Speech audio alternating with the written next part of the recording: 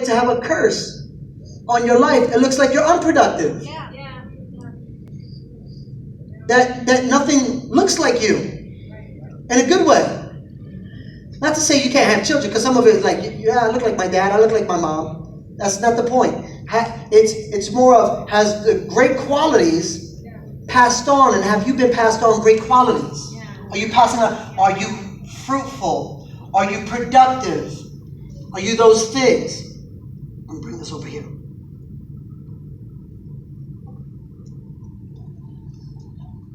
A life that's unfruitful is a life that's barren. Are you not giving birth to anything? And this doesn't have to do, again, I'm talking in spiritual terms. What are you reproducing? Are you barren? No disciples.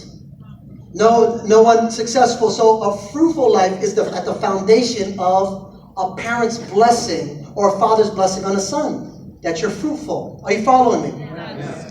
I'll keep going because I know I'm not going to get too many amens from that. We got this one over here. Some of you might like this. Is that one of the things that are stones are the foundation of who we are, is that our enemies are defeated. Amen. Like God says, for his children, part of a blessed life is that your enemies are not nearby you, but they're far from you. That your enemies like lose track of you. It says your enemy comes in one way, but they scatter seven. What happens if you have a curse or a vacancy where your enemies are not defeated? It means that your enemies are close by you. A cursed life means that your enemies are more successful than you. And that should have been the case for God's people. He says, I'm going to make you the lender, not the borrower.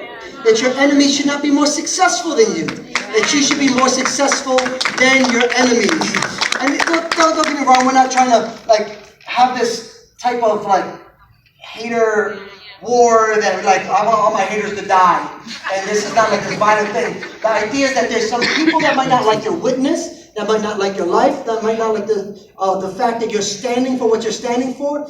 And if they want to position themselves to be enemies, now we made them enemies. They position themselves in our lives to be enemies. The idea is that they don't need to be either, if they're next to you in your cubicle, there's things that you should say God, it's either I get promoted or they get, deal with that. Either you change their heart, make them a good friend. I'm gonna do my part in helping so that they're not enemies. But in the meantime, God, if they continue to position themselves as an enemy, according to your word, I don't need my enemies should be defeated. I don't need my enemies sitting next to me, throwing me off, messing up my work and my productivity and what have you. Are you following me? Amen. So there's a lifestyle of those who've been blessed by a father is a lifestyle of victory, a lifestyle of success. Your enemies should be more successful than you. And then there's a lifestyle that, of course, he went at the foundation of who you are, health. Health and long life. Listen to me. The curse, and when that's vacant, it's the picture of unnatural, lives that are cut short by unnatural causes. That's a curse. Is that family members or people around you, if your life is cut short through unnatural causes, or it's just like a sickly house. Everybody's sick. Everybody's taking turns being sick. They know your name at the hospital. They made a special wing just for you. You're sickly. It's not that we don't get sick, because we get sick. We body breakdown or stuff like that. So we get the hint. But the idea of God's children is that we're called to live in divine health. That there's enough in your word, the promises, the protocol of eating healthy and thinking through and having a healthy lifestyle and forgiving other people. That's some of the healthiest things you can do, is actually forgive other people. It helps with a bunch of blood pressure stuff and other things. So God's word and his promises, it's for the purpose of health, a long life. When you don't have long life and you see sickly households, there's a sense where's the Father's blessing in that? God does not get satisfaction of your house and you getting sick every time and answering the altar call. You're like the thing we work on at the altar calls, like, thank God they're going to our church because we always have somebody to pray for because they're always sick. No. We want you to stop getting hands laid on you and you laying hands on other people and a part of healing and helping other people. It's part of the blessing. God wants to bless you in that place. It's part of the foundation of who we are. Another one is to own land. Own land and territory. He promises to Abraham that wherever you step your foot onto, that's going to be your territory. That's going to be that's going to be your land. So it's a blessing to be an owner of something. The opposite of that, the curse would be that you own nothing. That you have no territory. That you have no space to create and to show how you honor God and show like how you want to raise family and how you want to create a business. When we own land or not to own land or territory is you become nomadic. That's not a blessing to be nomadic. It's not a blessing from going to here to there, to be a wilderness wanderer, to not have a place that you can call home, to not have some things that you own. Are you following me? Everything is rented. It's like you don't own your TV, Rent-A-Center does. You don't own your car, somebody else does. And like at some point, you got to, Rent-A-Center, that's like a throwback, right? They went out of business. Still around? Okay. Going strong. We'll rewind because I missed it. They're owners, they own stuff. But to be nomadic, to be dislocated, you don't own nothing. Dislocation is not a blessing. Nomadic is not a blessing. Moving here for there, not owning something is not a blessing. That is a curse. And so that's why we encourage home ownership in here. You should own a home. You renting you're paying as much for your rent that you would for a mortgage. You might as well get something from it. You might as well own it after you're done paying for it. And somebody else getting rich off. They're landlords. Whoever owns the land is the Lord. I don't know about you, but I only have one. I want one Lord. I just want one Lord. And so, I didn't get too many claps from that. That was kind of weak. But anyway. But it's an encouragement to own something. That's part of the blessing, is God wants to see you own. And then how about this? A life of signs and wonders. This is part of the foundation. Is that a life of signs and wonders. The idea that as you have been blessed by the Father and you are connected to a supernatural God, your life should be filled with signs and wonders. We should be able to hear about what God is doing. There should be evidence all over you that God is doing something in your life. In fact, the curse is there's no evidence of God in your life. The only thing you can talk about is the day you went to the altar and you got prayed over, and that was it. That's your testimony. That's not a sign or a wonder. That's not the totality of how you should live your life. If you are living a life and you're blessed by the Father, His fingerprints should be all over you, and those fingerprints cause supernatural things to break out. Salvation not only on you, but salvation on the people that you meet. Salvation in your home. That should be the thing. It's weird when people only have one testimony a year.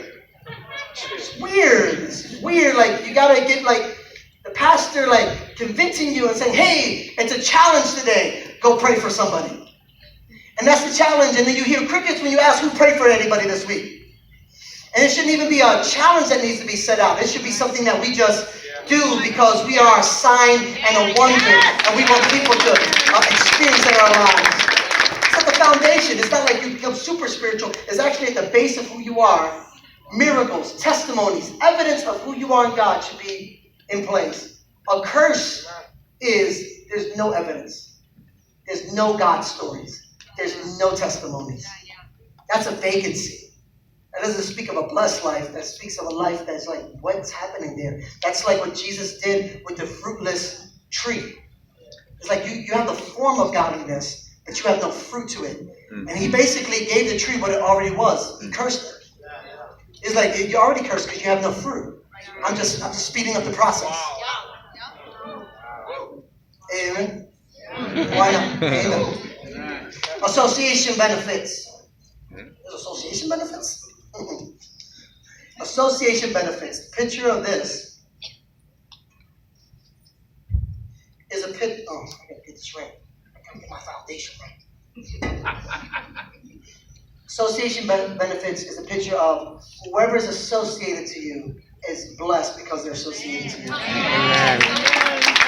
Isn't that the promise of Abraham?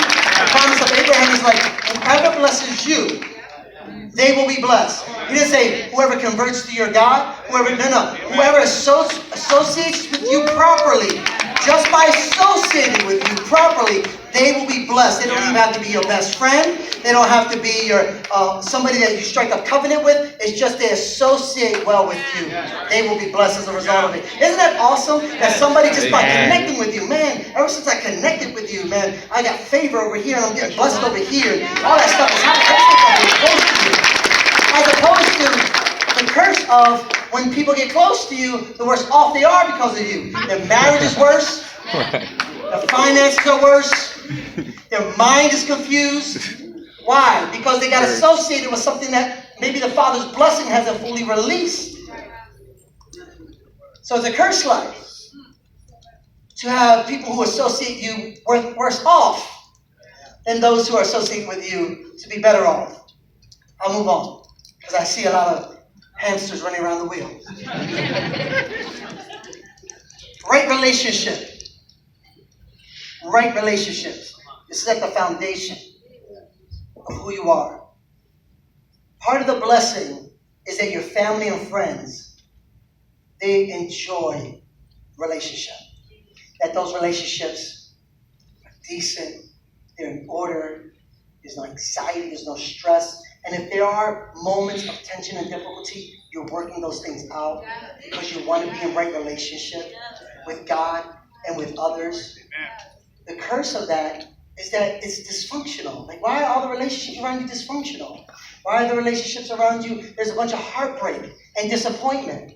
That's a curse of not having a father's blessing, so that you don't know how to conduct yourself and you don't know what role you should play. So it's a crapshoot, and mom's trying to be dad and dad's trying to be mom, and the kids are trying to be the parents and the parents want to be one of the kids. And it's all over the place. The relationships are all over the map, and nobody knows what they're, because the Father's blessing hasn't given them their identity that shows them the destiny and the role they're called to play out in those places. And when the role is played out, there's not a system of control. It's a system of freedom. It's a system of joy. It creates warmth.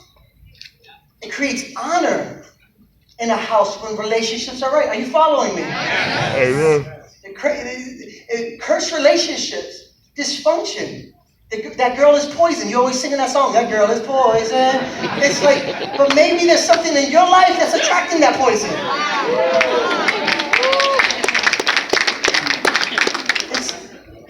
How do you have right relationships? How are you thinking about those things? The blessing of God would have that your relationships are right.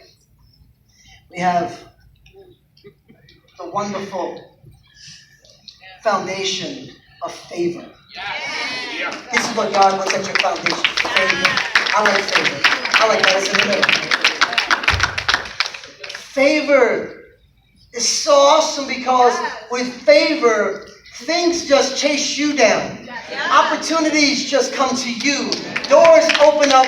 And see what happens when you don't have favor in your life, the curse of that is that you got to force things to open. The curse of that is that you've got to strive to make things happen. You got to force doors open. You got to make people do things. It's a bunch of manipulation and control, and you call it, oh, God's blessing. No, you manipulated that to happen. Wow. Because favor, it's like, how did that happen? And look how good God is, and look at how He just made a way, and look at those things that are on me now that weren't on me, and it's like you can't almost explain it. People hate on people of favor. Like, just I hate you.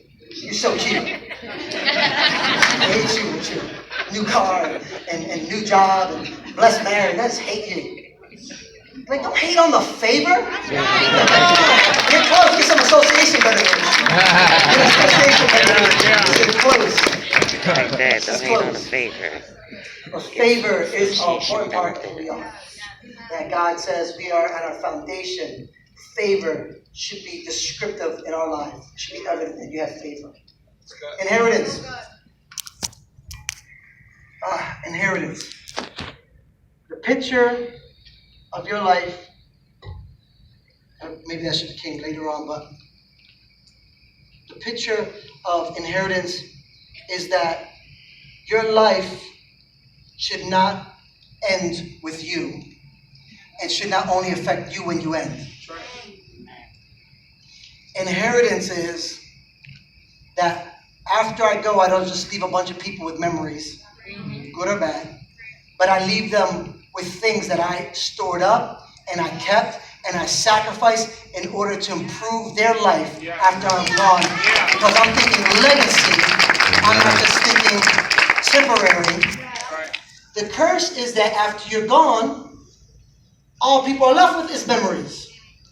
The curse is after you're gone, everybody else ends up broke because everybody else has to bury you because you didn't save up no money for nothing. Like I said this morning, you got the KFC buckets on Roosevelt Boulevard asking everybody to drop something in so you can bury your so-and-so. Quiet up in here. I'll just hide behind these stones real quick. Build me a house so I don't get those daggers keep flying at me. So, but that's not a blessed life. A blessed life is a life that I have been successful, that I knew how to steward what God has given me, and that I don't only thought about myself in the fact that I have flat screen TVs in every room, but in the meantime, so-and-so can't go to college. In the meantime, I don't own my house. In the meantime, I don't got the car paid off. But I got all that other stuff that looks good, but I can't take with me in the grave. It's not going with me in the casket. And in the meantime, your family is not blessed. And after you go, there's nothing left to your children and their children's children. The fathers always think about what lives on beyond them.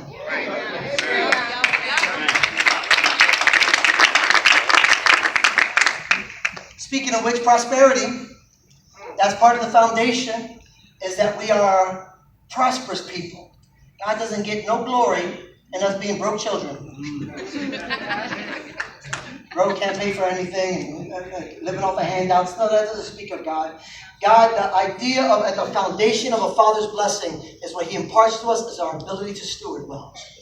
Our ability to make not only prosper financially, but that's part of it, by health as well, and mentally as well, that there will be a total prosperity of who you are, but finances are included. That you should be able to steward things, and you should be excellent with your finances, and you should be able to prosper. It's at the foundation of who you are. Think about it. His streets are made of gold. At the foundation of who he is, the foundation of what he does on his streets, there's gold.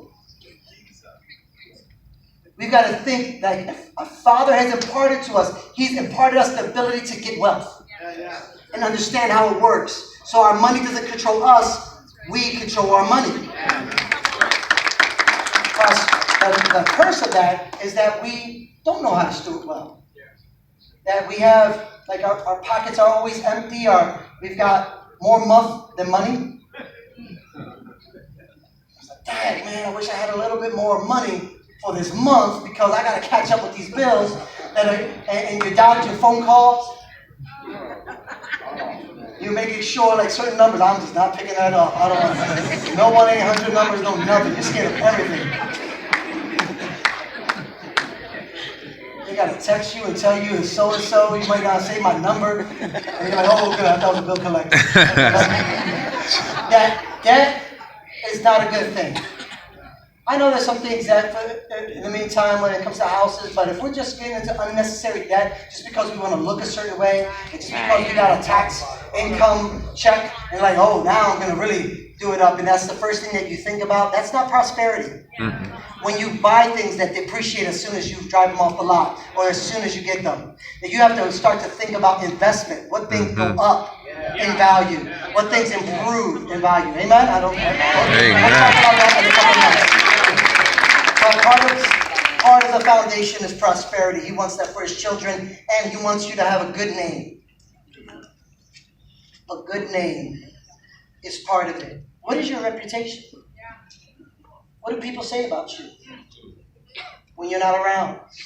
A part of the blessing that a father releases is the blessing of a good name, that you have character, that you have integrity. A good name is better than silver or gold. Why? Because with a good name, silver and gold are going to come to you. The opportunities are going to come to you with a good name. The curse of not having a good name is that you're not known for anything. Or that you're untrustworthy. Like, who knows who you are? Because you haven't established a good name. You might be trying to live off of somebody else's name, and you might be throwing names around, but where's your own name? And what do they say about your character, and what does it say about your integrity? This is what God wants for his children, that they have a good name. That when they hear of Abraham, when they hear of Isaac, when they hear of Jacob, when they hear of the Israelites, when they hear of one of the prophets, they're saying, oh, snap, we got to sit up and take notice. We've got to pay attention to what they say. We've got to be careful that we don't make them our enemy because they have a good name. Is your name even known? If it was brought up, how would they characterize you? Would they characterize you like, oh, yes, so-and-so, they look like this, and they have to describe your appearance because your character would embarrass everybody? What is to your name? What is known about it? God would have at the foundation a good name for his children. And lastly, a life devoted to God. Thank God. This is so heavy. A life devoted to God. Part of your foundation is that what are you living for?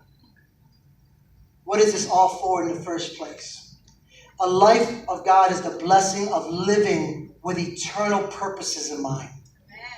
Thinking of something further down and beyond me. A cursed life is a life that is random. A cursed life is, I'm not sure. A cursed life, well, I'm just going to try this and then try that. That's like indecisive uncertainty. It's not a picture of a blessed life. It's a picture of a cursed, confused one.